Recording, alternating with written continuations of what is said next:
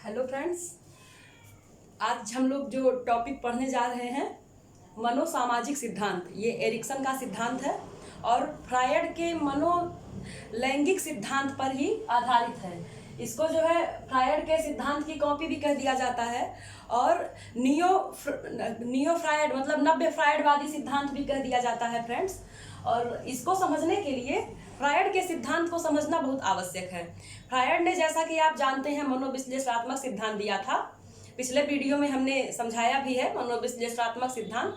और एरिक्सन ने मनोसामाजिक सिद्धांत के बारे में बताया है। तो एरिक्सन के सिद्धांत को हम लोग पढ़ेंगे और व्यक्तित्व को समझेंगे। फ्रायड का सिद्धांत हो, चाहे एरिक्सन का सिद्धांत हो, चाहे यूंग का सिद्धांत हो, ये सभी लोग व्यक्तित्व पे ही परिचर्चा कर रहे हैं। इन लोगों को अगर हम लोग समझे तो, लेकिन इनको समझने के लिए फ्रायड को समझना अति आवश्यक है।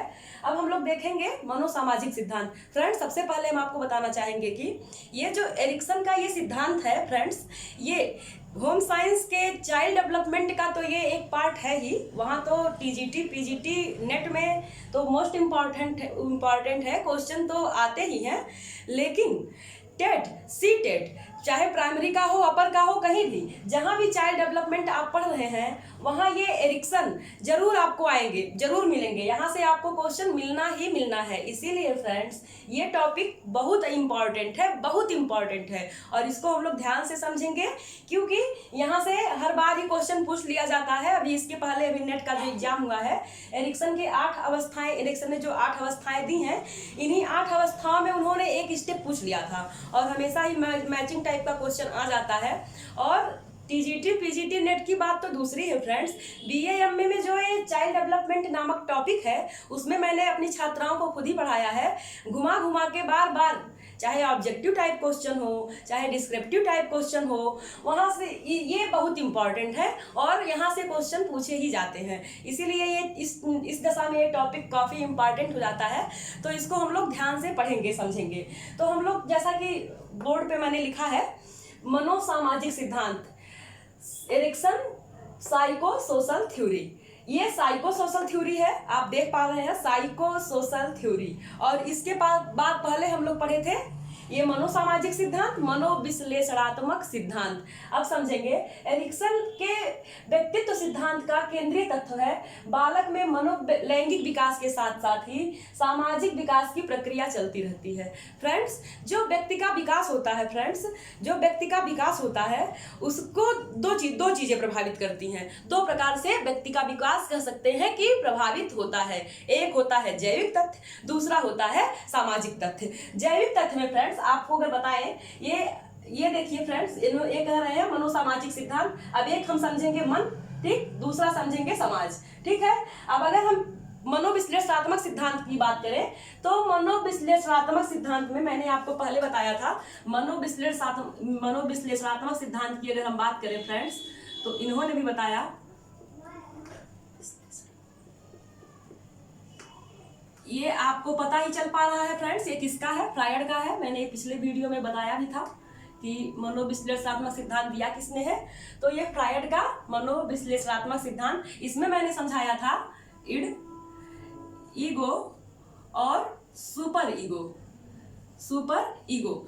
इसमें भी एक हो गया मन से तात्पर्य है, ये यहाँ नहीं दिख पा रहा होगा, हम यहाँ लिख देते हैं फ्रेंड्स, यहाँ नहीं दिख पा रहा होगा, हम इधर लिख देते हैं। इधर ये मनोविश्लेषणात्मक सिद्धांत हम इधर लिख दे रहे हैं। एक होता है मन का तात्पर्य है व्यक्तित्व से। मन का मतलब आप व्यक्तित्व से लगा सकते हैं, ना कि मन से। और विश्लेषण मतलब मन का विश्लेषण मतलब मन का विश्लेषण। तो ये देखिए, मनोसामाजिक मतलब मन, और सामाजिक मन और विश्लेषण। अगर चाहे ये मन हो और चाहे ये वाला मन हो, दोनों का तात्पर्य आपके व्यक्तित्व से है, आपके पर्सनैलिटी से है। जो हमने इसके पहले वीडियो में समझाया था कि जो ये व्यक्तित्व है, जो ये मन है, इसके 3 स्तर मैंने बताए थे, ईगो, इड, ईगो और सुपर ईगो। इसी तरह इसी का थोड़ा सुधारात्मक रूप कह सकते हैं। एरिक्सन ने इन्हीं के तर्ज पे जो दूसरा सिद्धांत दिया उसको हम लोग जानते हैं मनोसामाजिक विकास के नाम से। एरिक्सन का मानना था कि व्यक्तित्व के विकास के लिए सिर्फ मानसिक अथवा जैविक के अलावा एक दूसरा तथ्य भी है जिसको हम कहते हैं सामाजिक सिद्धांत, जिसे हम कहते हैं सामाजिक सिद्धांत। ये बालक के व्यक्तित्व को प्रभावित करता है। और इन्होंने उसके बाद 8 अवस्थाएं दी, अभी हम लोग आगे समझेंगे, लेकिन पहले हम लोग इस टॉपिक को समझ लेते हैं थोड़ा सा लाइटली। तो कह रहे हैं एरिक्सन के व्यक्तित्व सिद्धांत का केंद्रीय तथ्य बालक के मनोलैंगिक विकास के साथ ही मनोसामाजिक विकास की प्रक्रिया चलती रहती है। मनोलैंगिक विकास के साथ ही मनोसामाजिक विकास की प्रक्रिया चलती रहती है। ये जो एरिक्सन महोदय हैं, इनके मनोसामाजिक विकास, इन्होंने जो मनोसामाजिक सिद्धांत दिया है इसमें इन्होंने समाज को ज्यादा महत्वपूर्ण माना है। इनका मानना है कि समाज का जो प्रभाव बच्चे पे पड़ता है उसी अकॉर्डिंग बच्चे में पॉजिटिव और निगेटिव कह सकते हैं, सकारात्मक और नकारात्मक परिणाम देखने को मिलते हैं, या फिर कह सकते हैं कि संवेग विकसित होते चले जाते हैं। अब आप देखेंगे व्यक्तित्व के विकास की प्रत्येक अवस्था में सामाजिक तत्वों का विश्लेषण बालक के व्यक्तित्व विकास पर प्रत्यक्ष अथवा अप्रत्यक्ष प्रभाव डालते हैं। एकदम ठीक बात है फ्रेंड्स। जैसा कि आप जानते हैं, जो एक छोटा बच्चा होता है फ्रेंड्स, जो एक छोटा बच्चा होता है वो भी अपने परिवार से, बार बार आप चाइल्ड डेवलपमेंट जब भी पढ़ते हैं तो आपको सुनने में मिलता है, देखने में मिलता है कि जो हमारे परिवार का एटमॉस्फियर है और जो एक बच्चे का विकास होता है उसमें उसका एटमॉस्फियर और उसकी अनुवांशिकता कह सकते हैं और वातावरण दोनों ही उसके विकास को प्रभावित करते हैं। और जो बच्चा जिस समाज में रह रहा है वहाँ के लोगों से वो चाहे प्रत्यक्ष रूप से चाहे अप्रत्यक्ष रूप से प्रभावित होता है। तो हम लोग देखेंगे फ्रेंड्स आगे। फ्रायड की भांति एरिक्सन द्वारा दूसरा मनोसामाजिक सिद्धांत प्रस्तुत किया गया, कह सकते हैं मनोविश्लेषणात्मक सिद्धांत प्रस्तुत किया गया। फ्रायड के सिद्धांत को हम साइको एनालिटिकल सिद्धांत और एरिक्सन के सिद्धांत को साइको सोशल थ्योरी के नाम से हम जानते हैं। तो हम समझते हैं मन और सामाजिक, मनोसामाजिक, मन से मतलब व्यक्तित्व से है। और इसी तरह हम फ्रायड को देखेंगे मन और विश्लेषण या मनोविश्लेषण, ये इसका भी मतलब व्यक्तित्व से है। जो मैंने समझाया था व्यक्तित्व के 3 स्तर, इड, ईगो और सुपर ईगो, लेकिन एरिक्सन ने सामाजिक पक्ष को अधिक महत्वपूर्ण माना और फ्रायड ने सेक्सुअलिटी को ज्यादा महत्वपूर्ण माना। लेकिन एरिक्सन ने कामुकता यानी सेक्सुअलिटी को कोई इंपॉर्टेंस नहीं दिया। एरिक्सन का विश्वास था कि बालक के विश्वास में समाज का बहुत ज्यादा प्रभाव पड़ता है। एरिक्सन ने ट्रायंगल सिद्धांत को नहीं माना, जिसमें ट्रायंगल सिद्धांत इस तरह का कुछ, जिसमें माँ बाप और बच्चा। एरिक्सन के अकॉर्डिंग ये वाला ट्रायंगल ये सही नहीं है। क्यों? क्योंकि एक बालक का जब विकास होता है तो उसके आसपास के एटमॉस्फेयर के साथ साथ बालक जिनके जिनके संपर्क में आता है उन सभी का बालक के व्यक्तित्व पर प्रभाव पड़ता है। इसी तरह हम देखेंगे एरिक्सन ने सामाजिक पक्ष को अत्यधिक महत्वपूर्ण माना है। सेक्सुअलिटी को इन्होंने फ्रायड की बात महत्व नहीं दिया है। अगर इनके हम फ्रायड की बात करें तो ये जो है 5 अवस्थाओं में मनोलैंगिक सिद्धांत को डिवाइड करते हैं। और इसी तरह एरिक्सन जो है ये 8 अवस्थाओं में व्यक्तित्व के विकास को वर्णन करते हैं। आगे हम देखेंगे बालक के जीवन में समय समय पर जिस प्रकार की सामाजिक अनुभूतियां होती हैं उसके व्यक्तित्व पर उसी तरह अच्छे और बुरे प्रभाव देखे जा सकते हैं। धनात्मक और नकारात्मक प्रभाव पड़ते हैं, उसका व्यक्तित्व वैसे ही विकसित होता है। अगर बालक के साथ अच्छा व्यवहार हुआ है, उसका सामाजिक एक्सपीरियंस अच्छा है तो समाज के बारे में अच्छी सोच रखता है, उसकी कल्पना समाज के लिए अच्छी होती है। लेकिन अगर वो उसके साथ कुछ नकारात्मक हुआ है तो उसके अंदर नकारात्मकता का भाव पैदा हो जाता है। इसी तरह हम आगे देखेंगे फ्रायड के अकॉर्डिंग बच्चे के विकास में या व्यक्तित्व के विकास में 2 तरह के भाव होते हैं। एक होता है जैविक, दूसरा होता है सामाजिक। जैविक और होता है सामाजिक। सामाजिक। जैविक क्या होता है फ्रेंड्स? हमारा रोटी कपड़ा और मकान। सामाजिक क्या होगा? सामाजिक में बहुत सारी चीजें आ जाएंगी, जिसमें हमारे परिवार का एटमॉस्फेयर, समाज का एटमॉस्फेयर, जैसे बच्चे के साथ उसके माँ बाप कैसा व्यवहार करते हैं, या किशोरावस्था में उसकी समूह में क्या कंडीशन रही हुई है। और जैविक में हम देखते हैं, अगर देखते हैं हम अपने लाइफ में कि अगर हम इसको जैविक नीड को पूरा करने लगते हैं तो सामाजिक पक्ष कहीं ना कहीं माइनस में चला जाता है। अगर हम सामाजिक पक्ष पे ज्यादा ध्यान देने लगते हैं तो हम अपने जैविक पक्ष पे ज्यादा ध्यान नहीं दे पाते हैं। लेकिन फ्रायड के अकॉर्डिंग व्यक्तित्व के विकास में ये दोनों टाइप ही काफी महत्वपूर्ण हैं।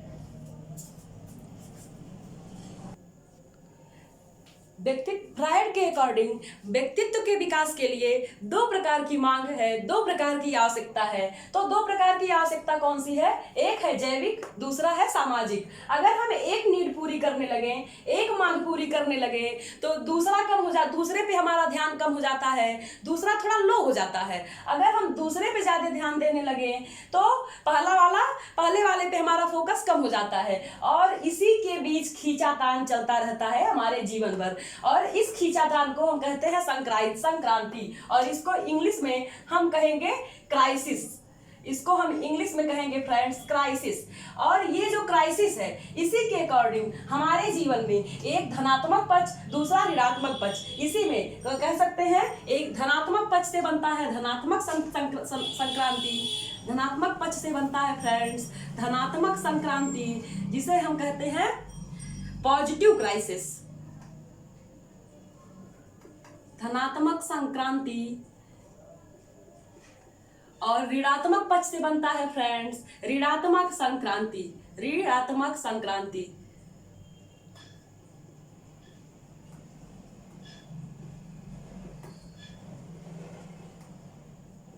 ऋणात्मक संक्रांति। अब जैसा ये धनात्मक संक्रांति है तो इसका अनुभव भी सुखद होगा फ्रेंड्स, इसका अनुभव भी सुखद होगा। जब हमें अपने जीवन में, हमने जब फ्रायड को पढ़ा था तब भी देखा था, जब हमारे जीवन में सब कुछ पॉजिटिव होता जाता है, हो रहा है, तो हम जीवन इच्छा की तरफ बढ़ते हैं। धनात्मक हो रहा है तो हम सुख अनुभूति करते हैं, सुख की अनुभूति होती है। अगर हम ऋणात्मक में चले जाएं, दुख की तरफ चले जाएं, तो जाहिर सी बात है फ्रेंड्स हम निराशा के अंदर चले जाएंगे, घोर निराशा के शिकार हो जाएंगे। और जब ऋणात्मक संक्रांति हो जाएगी, ऋणात्मक क्राइसिस हो जाएगा, तो ये दुखद अनुभूति देगा, ये दुखद अनुभूति देगा। फ्रेंड्स ये जो क्राइसिस है, इसी क्राइसिस के आधार पर एरिक्सन ने जीवन की जो 8 अवस्थाएं बताई हैं, इसी के आधार पर प्रत्येक अवस्था की विशेषता बताई है। एरिक्सन जो है एरिक्सन कह सकते हैं आशावादी विचारक थे। एरिक्सन एक आशावादी विचारक है, और फ्रायड के विपरीत इन्होंने माना कि जीवन की प्रत्येक समस्याओं का समाधान किया जा सकता है। फ्रायड के विपरीत एरिक्सन ने माना, इस बात के लिए हामी भरा कि जीवन के प्रत्येक समस्या का समाधान हमारे पास हासिल किया जा सकता है, या जीवन की प्रत्येक समस्या का समाधान हम कर सकते हैं, निगेटिव कंडीशन को पॉजिटिव कंडीशन में बदल सकते हैं। एरिक्सन ने अपनी कृति या अपनी बुक चाइल्डहुड एंड सोसाइटी में एरिक्सन ने स्पष्ट किया कि मनुष्य केवल जैविक और मानसिक प्राणी ही नहीं होता, बल्कि सामाजिक प्राणी भी होता है। सामाजिक अनुभूतियों के कारण मानसिक दशाओं पर जो प्रभाव पड़ता है, एक होता है भावात्मक प्रभाव जिसे पॉजिटिव कहते हैं, एक होता है निषेधात्मक प्रभाव जिसे निगेटिव कहते हैं। अभी इसके पहले मैंने बताया था एक धनात्मक, दूसरा ऋणात्मक, वही है भावात्मक पॉजिटिव और निषेधात्मक निगेटिव। क्योंकि अब हम 8 अवस्थाओं पे जाएंगे तो मैंने सोचा एक बार इसको फिर क्लियर कर देते हैं। तो सामाजिक अनुभूतियों के कारण मानसिक दशाओं पर 2 तरह के प्रभाव पड़ते हैं, एक भावात्मक, एक निषेधात्मक। भावात्मक पॉजिटिव, निषेधात्मक निगेटिव, आप समझ रहे हैं। ये तत्व भावात्मक और निषेधात्मक, ये भावात्मक और निषेधात्मक तत्व ही सामाजिक संबंधों को उपयुक्त और अनुपयुक्त बनाते हैं। जब किसी बच्चे का एक्सपीरियंस समाज के लिए पॉजिटिव है तो वो अच्छा सामाजिक व्यवहार करेगा। किसी बच्चे का एक्सपीरियंस समाज के लिए निगेटिव है तो समाज के लिए अच्छा क्यों सोचेगा, वो समाज के साथ अच्छा व्यवहार क्यों करेगा। ठीक है फ्रेंड्स, अब हम देखेंगे फ्रायड के 8 अवस्थाओं को। फ्रायड के सिद्धांत को एरिक्सन के सिद्धांत को, हम एरिक्सन का सिद्धांत पढ़ रहे हैं, एरिक्सन की 8 अवस्थाओं को देखेंगे। एरिक्सन के सिद्धांत को फ्रायड के सिद्धांत का नव्य सिद्धांत कहा जाता है, या नव्य क्या कह सकते हैं कि नव सामाजिक सिद्धांत कहा जा सकता है। नव फ्रायडवादी सिद्धांत, फ्रायड के सिद्धांत को नव फ्रायडवादी सिद्धांत कह सकते हैं, नियो फ्रायड सिद्धांत कह सकते हैं।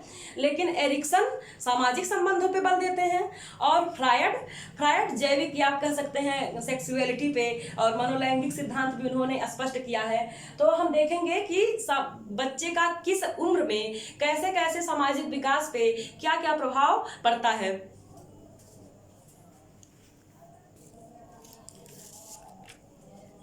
जीवन की जो 8 अवस्थाएं हैं उसमें पहली अवस्था है शैशव अवस्था। जैसे जैसे उम्र बढ़ती है, जैसे उम्र बढ़ती है, उसी के आधार पर उसी के प्रत्येक अवस्था के आधार पर हर अवस्था की अलग अलग विशेषताएं पाई जाती हैं। जैसे जैसे उम्र बढ़ती रहेगी, वैसे वैसे अलग अलग अवस्थाओं के आधार पर हर उम्र में अलग अलग अवस्थाओं में अलग अलग विशेषताएं देखने को मिलेंगी। अगर हम बात करें शैशवावस्था की, जो 0 से 2 वर्ष कह दिया जाता है और 2 सप्ताह से 2 वर्ष भी कह देते हैं, तो 0 से 2 वर्ष ही लिख दिया है हमने। तो जो शैशवावस्था की बात करें तो इसमें बच्चा पूर्णतः माता पिता पर निर्भर होता है फ्रेंड्स। इसमें बच्चा पूर्णतः परिवार पे कह सकते हैं या माता पिता पर निर्भर होता है। अगर इस उम्र में बच्चे को प्यार दुलार मिलता है, उनको जो इस उम्र की नीड होती है उनको दुलारते हैं, चूमते चाटते हैं, तो बच्चों में एक सामाजिक भाव पैदा हो जाते हैं जिसको कहते हैं ट्रस्ट। एक सामाजिक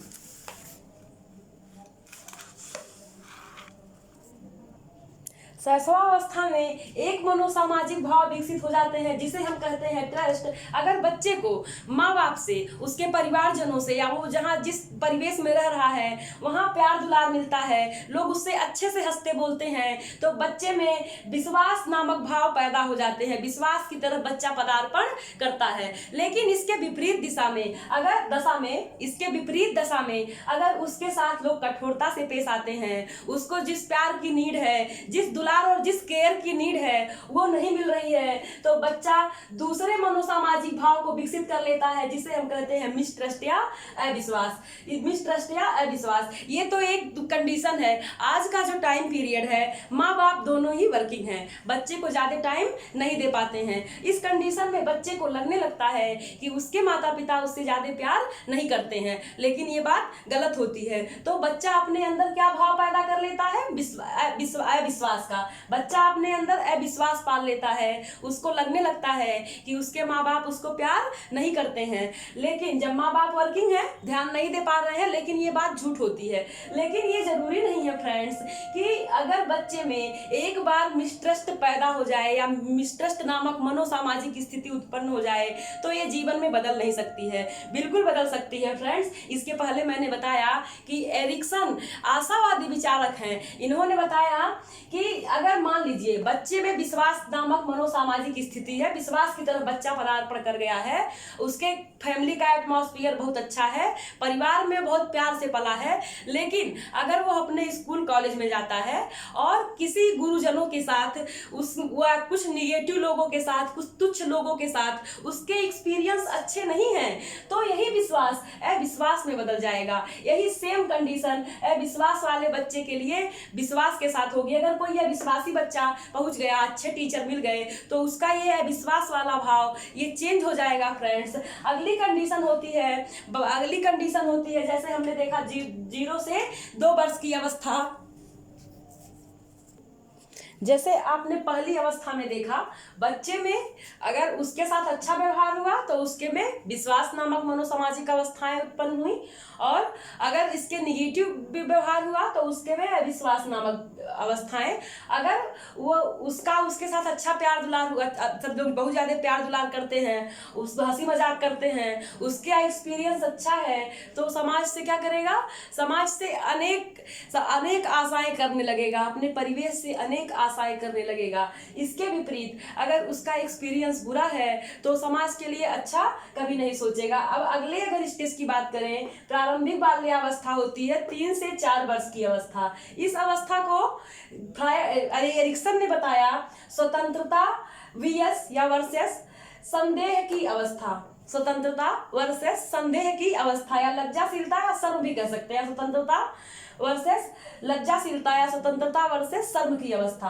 ऑटोनॉमी वीएस डाउट, इंग्लिश में अगर हम याद करें तो ऑटोनॉमी वीएस डाउट। ये जो अवस्था होती है फ्रेंड्स, आप देखते होंगे छोटे बच्चों को, बच्चे अपना सारा काम स्वयं करना चाहते हैं। बच्चे अपना सारा काम स्वयं करना चाहते हैं, जैसे कपड़ा पहनना, बच्चे कहते हैं ना हटो हटो हम कर ले रहे हैं, हम कर ले रहे हैं। अगर इस कंडीशन में घर परिवार में समूह में उनको स्वतंत्रता मिलती है, स्वयं से उन्हें काम करने दिया जाता है, तो उनके अंदर स्वतंत्रता नामक भाव विकसित होता है। अगर उनको डांट दिया जाए, उनके ऊपर कंट्रोल कर दिया जाए, ठीक है, उनको पॉजिटिव एक्सपीरियंस ना मिले, उनके काम की सराहना ना की जाए, तो उनके में संदेह नामक भाव पैदा हो जाता है। अगर वो प्रोत्साहित होते हैं, उनका जो है, अगर जो भी काम वो कर रहे हैं, अगर वो प्रोत्साहित होते हैं, उनकी लोग तारीफ करते हैं, तो बच्चा स्वतंत्र होता है, स्वतंत्र रूप से खुश होकर के और भी सारे कार्यों को करना चाहता है।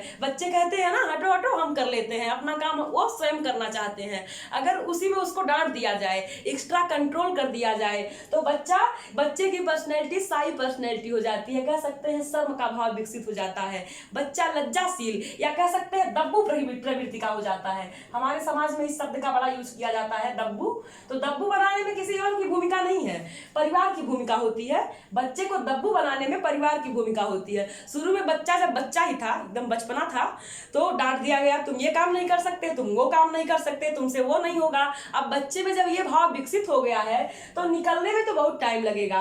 अगर आगे देखेंगे, 3 से 4 वर्ष की जो अवस्था में मनोसामाजिक विकास विकसित होती है फ्रेंड्स, बालक के भीतर स्वतंत्रता या संदेह का भाव जो विकसित हो जाता है, उसी भाव को लेकर के वह आगे की एज में प्रविष्ट करता है। जो आगे की एज होगी 4 वर्ष के बाद वाली अवस्था, इसमें भी उसके यही भाव प्रदर्शित होंगे। अगर वह स्वतंत्र रूप से कार्य किया है तो हर चीज में उसमें कॉन्फिडेंस नजर आएगा। अगर वह संदेहित है, लज्जाशील है, उसको अपने ऊपर ही शक हो गया है कि मैं तो कुछ नहीं कर सकता या मैं कुछ नहीं कर सकती, तो आगे की अवस्था में उसके साथ यही भाव आने वाला है उसके अंदर कि उससे कुछ नहीं होगा, वो हमेशा के लिए दब्बूपन या लज्जाशील हो जाएगा। यही भाव लेकर के वह आगे की अवस्था में प्रविष्ट होता है, जिसका प्रभाव उसके व्यवहार एवं समायोजन पर पड़ता है। आगे की अवस्था है, अब एरिक्सन के अकॉर्डिंग तीसरी अवस्था हम देखेंगे 5 से 6 वर्ष की अवस्था जो होती है। इसमें बालक जब 5 से 6 वर्ष का बालक होता है तो ये खुद को दिखावा करना चाहता है, और इस अवस्था में पहल बनाम दोष, मतलब बालक जब पहल करेगा, ठीक है, और दूसरों पे का अगर इनको समर्थन प्राप्त होगा, इस बालक अगर पहल करता है, दूसरों को समर्थन प्राप्त होता है, तो ये हमेशा ही पहल करता रहेगा। अगर दूसरों का समर्थन नहीं प्राप्त होगा तो बालक में जो है गिल्ट वाली फीलिंग आ जाती है। बालक इस एज में दिखावा करता है। अब दिखावा करने में, या बालक ये दिखाना चाहता है कि समाज में कि हम भी कुछ हैं, हमेशा हर काम को करने या जिम्मेदारियां उठाने के लिए तत्पर रहता है, हमेशा जिम्मेदारियों को उठाने के लिए तत्पर रहता है, दिखाना चाहता है कि हम भी कुछ हैं। अगर इस अवस्था में कुछ बालक गलत कर जाता है, ये जो एज है गलतियों का एज है, तो बालक इसमें अगर गलत करेगा तो इस पे अभिभावक द्वारा या समाज द्वारा नियंत्रण लगाया जाएगा। अब ये नियंत्रण जब लगाया जाएगा बालक पर, तो इसमें गिल्ट वाला भाव पैदा हो जाएगा। अगर इसको स्वतंत्र रखा जाएगा तो ये हमेशा ही पहल करेगा, तो इसमें जो है इनिशिएटिव विकसित हो जाएगा। जाएगा। दूसरों का समर्थन अगर इसको प्राप्त होता रहेगा तो ये हमेशा ही पहल के लिए तत्पर रहेगा। अगर दूसरों का समर्थन नहीं मिलेगा तो इसके में गिल्ट वाली भावना उत्पन्न हो जाएगी। अगली अवस्था है स्कूल की अवस्था भी इसे कहते हैं, 7 से 12 वर्ष, और इसमें इंडस्ट्री वीएस या वर्सेस इनफेरियरिटी, परिश्रम बनाम हीनता की अवस्था। इस अवस्था में नए नए कौशल को सीखने का अवसर हर समाज में दिया जाता है, जिससे बालक प्रौढ़ जीवन के लिए आवश्यक कौशलों से सुसज्जित हो जाए। यदि वे इन कौशलों को सीख लेते हैं तो वे परिश्रमी बनते हैं। यदि वे इन कौशलों को नहीं सीख पाते हैं तो उनके अंदर हीन भावना आ जाती है। तो उनके अंदर फ्रेंड्स हीन भावना आ जाती है। जैसे अगर स्कूल की बात करें, बच्चे जब स्कूल जाते हैं फ्रेंड्स, बच्चे जब स्कूल जाते हैं वहाँ जितना वर्क उनसे कराया जाता है, जो बच्चा बार बार कर लेता है और उसको टीचर से, समाज से, परिवार से पॉजिटिव तारीफ मिलती है, पॉजिटिव इम्प्रेशन मिलता है, पॉजिटिव एक्सपीरियंस होता है उसका, तो उसके में परिश्रम का भाव आता है, बच्चा परिश्रमी बनता है। अगर वह इन कार्यों को नहीं सीख पाता है, अच्छे से नहीं कर पाता है, तो उसके अंदर हीनता नामक मनोसामाजिक भाव उत्पन्न हो जाते हैं। अगली जो अवस्था होती है फ्रेंड्स, किशोरावस्था की यूज होती है। किशोरावस्था में हम जानते हैं कि पहचान बनाम हीनता की अवस्था आ जाती है। अब हम अगली स्टेज पढ़ेंगे, किशोरावस्था। ये अवस्था 13 से 18 साल हर लाख के अकॉर्डिंग है, वैसे 12 से 20 साल भी मान ली जाती है।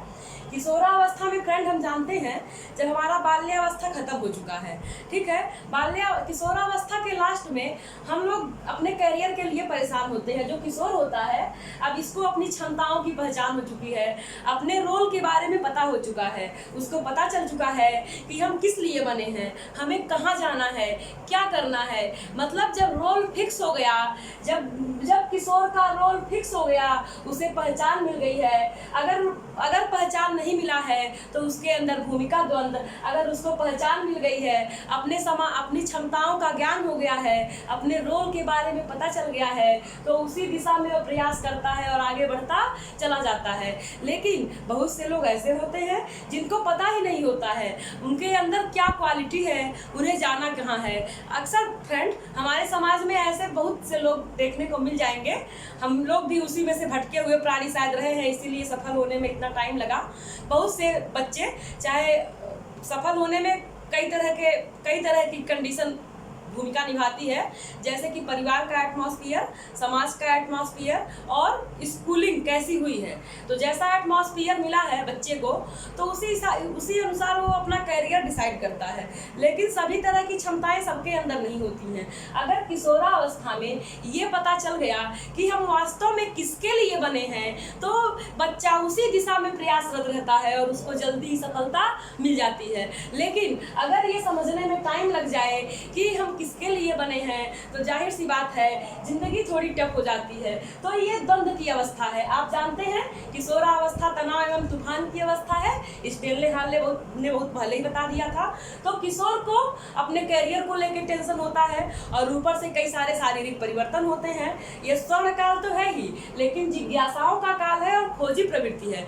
तो जो ये किशोर होता है ये खोजी प्रवृत्ति का होता है, ये कुछ ना कुछ सर्च करता रहता है और इसके दिमाग में द्वंद्व चलता रहता है कि आगे ये क्या बनेगा, किसके लिए बना है। जिसका रोल फिक्स है वो तो प्रयास करेगा, उसी दिशा में आगे बढ़ता जाएगा, उसकी लाइफ ब्राइट है। लेकिन जिसका रोल फिक्स नहीं है उसके अंदर रोल कॉन्फ्लिक्ट की स्थिति उत्पन्न हो गई है, मतलब उसके अंदर भूमिका द्वंद्व चल रही है। ऐसे बहुत सारे लोग मिल जाएंगे। आज SSC का एग्जाम देना है, कल जो है UPSI का एग्जाम देना है, उसके बाद फिर PCS भी बनना है, फिर IAS भी बनना है, फिर उनको प्रोफेसर भी बनना है। मतलब उनके अंदर ये डिसाइड ही नहीं हो पाया है कि वास्तव में वो किसके लिए बने हैं। कुछ लोग तो एक्सेप्शन होते हैं कि बहुत ही इंटेलिजेंट होते हैं, उनसे सारे एग्जाम क्लियर हो जाते हैं। लेकिन अक्सर जो सामान्य बुद्धि लब्धि वाले लोग होते हैं 90 से 110 वाले, उनसे लगभग ये सब हो नहीं पाता है कि हम भटकते रहें और हमको हमारा गोल भी मिल जाए। ऐसा अक्सर होता नहीं है। तो हमारे अंदर भूमिका द्वंद्व तो चलेगी ही।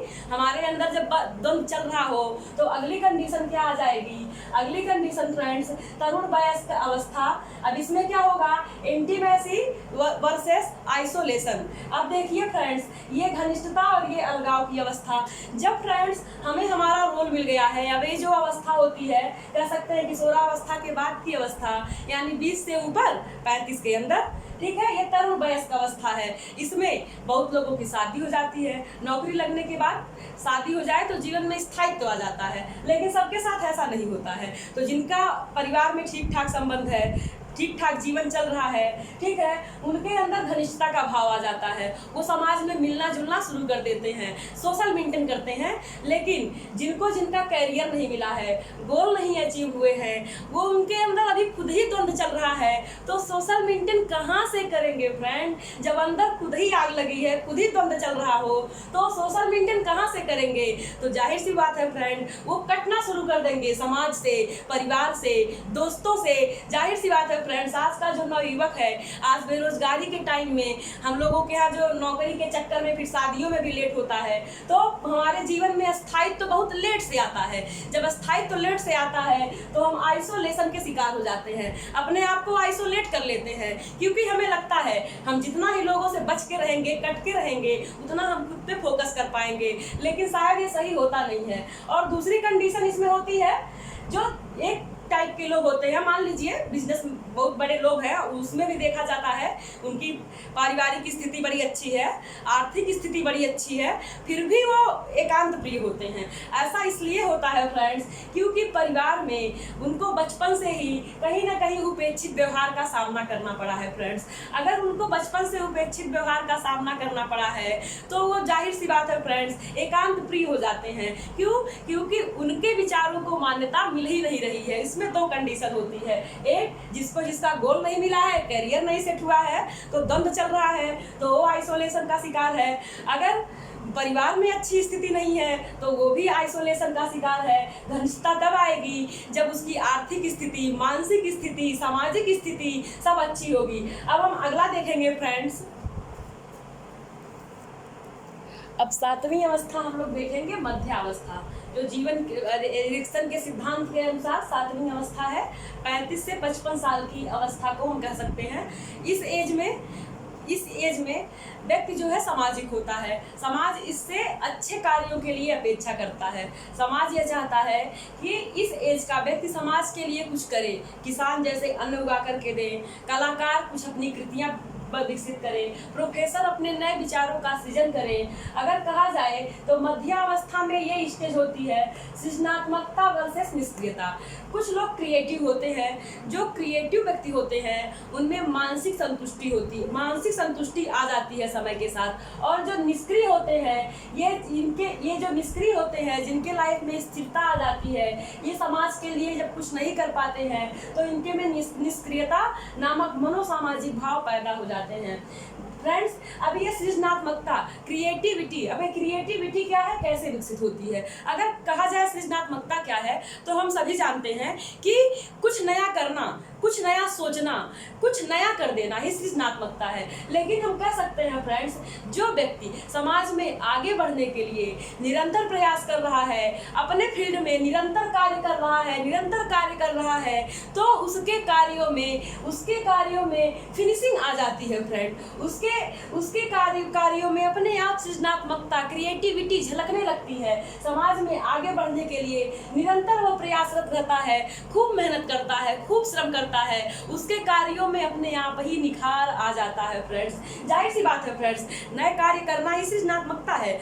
बात सही है, सृजनात्मकता वही है जब हम कुछ नया कर जाएं, या हम किसी की कॉपी ना करें, हमारे मस्तिष्क की उपज हो। लेकिन जब हम किसी कार्य को करते रहते हैं, समाज में आगे बढ़ने के लिए निरंतर प्रयास करते रहते हैं, तो हमारे अंदर ये सृजनात्मकता नामक मनोसामाजिक स्टेज खुद ही उत्पन्न हो जाती है। जैसे अगर हमको आगे बढ़ना है, नौकरी चाहिए, तो हम इस दिशा में निरंतर प्रयास कर रहे हैं फ्रेंड्स, निरंतर प्रयास कर रहे हैं। लेकिन अभी जो प्राइमरी का कुछ लोग टीचर हो गए हैं, प्राइमरी टीचर, अब उनको लग रहा है सरकारी नौकरी तो मिल ही गई है, तो उनके जीवन में स्थिरता आ गई है, वो अपने जीवन से संतुष्ट हैं, आगे प्रयास नहीं कर रहे हैं, तो क्या हो गए हैं, निष्क्रिय हो गए हैं। अब इस एज में और भी देखिए फ्रेंड्स, सृजनात्मकता के साथ अब इस एज में जरूरी नहीं है हर व्यक्ति सफल हो।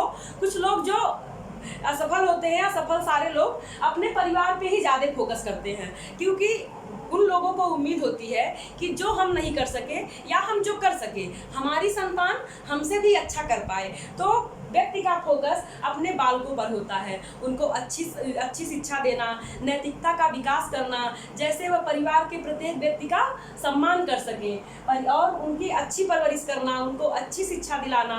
और उसके बाद अगली स्टेज आती है वृद्धावस्था। इस स्टेज में अहम संपूर्णता बनाम निराशा की अवस्था होती है। फ्रेंड्स, जो हमने 7 अवस्थाएं देखी, जो हमने पिछली 7 अवस्थाएं देखी, जैसे ट्रस्ट मिसट्रस्ट से लेकर के और सृजनात्मकता, निष्क्रियता, वो सब ये वृद्धावस्था में हम खाली बैठे होते हैं। ये 55 प्लस की एज होती है, क्योंकि पूरे जीवन का हम मूल्यांकन करते हैं।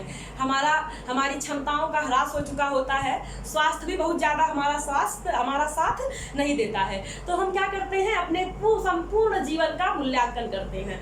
अगर हम जीवन में सफल रहे हैं तो हम उसको सोच के याद करके खुश होते हैं। जब हम खुश होते हैं तो हमारे अंदर संतुष्टि का भाव पैदा होता है और बुढ़ापा अच्छे से गुजरता है, सुखकर वृद्धावस्था व्यतीत होता है। इसके विपरीत अगर जीवन में हम असफल रहे हैं, हमारी जो संतान है या वृद्धावस्था में जो उनकी संतान है वो भी असफल रही है, तो उस कंडीशन में व्यक्ति निराश रहने लगता है, दुखी रहने लगता है। अगर वही संतान सफल है तो वृद्धावस्था उनका ठीक से व्यतीत होता है, उनको लगता है कि हमने जीवन में कुछ कर दिया। अपने समाज में ही हम देखते होंगे फ्रेंड्स, जरूरी नहीं है सब लोग नौकरी पा जाएं उसी को सफलता कहें। जब हर स्टेज की अलग अलग रिक्वायरमेंट है, तो उसके अकॉर्डिंग जो व्यक्ति चाहता है अगर वो पूरा हो जाए तो उसी का नाम सफलता है। बहुत लोग ऐसे आपको मिल जाएंगे जो कह सकते हैं 50 प्लस में होंगे, वो अपनी उपलब्धियों को गिनाते रहते हैं, जैसे मेरी लड़की इस पोस्ट पे है या वहाँ शादी कर दिए हैं, मेरा लड़का ये हो गया है। अगर इसके अगेंस्ट निगेटिव कंडीशन में उनके साथ ऐसा कुछ पॉजिटिव नहीं होता है तो अक्सर वो कुछ बोलने से बचते हैं, निराश रहते हैं। उनको लगता है कि ऐसे ही दुखी जीवन सब लोग व्यतीत करते हैं। फ्रेंड्स, तो ये था एरिक्सन का मनोसामाजिक सिद्धांत। आई होप दैट फ्रेंड कि आपको मेरे वीडियो के माध्यम से ये टॉपिक अच्छे से समझ में आएगा। ये वीडियो देखने के पश्चात आप बुक का अगर अध्ययन करेंगे तो यहाँ से एक भी क्वेश्चन बाहर नहीं जाने वाला है। और नेट होम साइंस के लिए और टेट सीटेट के लिए और टीजीटी पीजीटी के लिए सबके लिए ही ये टॉपिक बहुत ही इम्पॉर्टेंट है। Thank you friends, thank you for watching. स्वास्थ्य कारणों से मैं इतने दिन तक गायब रही यूट्यूब से, लेकिन मुझे पढ़ाने में बहुत अच्छा लगता है। क्लास में भी मैं बहुत मन से ही पढ़ाती हूँ और अभी मैं ऑनलाइन दुनिया में आ रही हूँ धीरे धीरे। लेकिन अगर आप लोगों का सहयोग रहा फ्रेंड्स तो निश्चय ही यूट्यूब की दुनिया में छा जाने वाले हैं। और पूरा टीजीटी और पीजीटी का जितना होम साइंस का सिलेबस है, जितना सिलेबस आप देख पा रहे हैं, सब फ्री में मिलने वाला है। और शिक्षा का जो बाजारीकरण अभी चल रहा है, जो सारी संस्थाएं इतना लूट रही हैं, और ये सब फ्री में मिलने वाला है। अगर पढ़ने वाली होम साइंस की लड़कियां हैं और अगर आप शेयर करते हैं तो आप उनके ऊपर बहुत कल्याण, बहुत कह सकते हैं बहुत अच्छा काम करेंगे, बहुत नेक काम करेंगे। क्योंकि ये जितना कंटेंट हम दे रहे हैं, जितना पढ़ा दे रहे हैं, बहुत संघर्ष के बाद मिलता है। और नोट्स तो तैयारी करने वाले बच्चे किसी से शेयर नहीं करते हैं, मेरा खुद का भी एक्सपीरियंस रहा है। तो अगर आप ये शेयर करेंगे तो बहुतों का उपकार करेंगे, और उपकार करने वाले जीवन में बहुत सफल होते हैं। Thank you friends, thank you for watching.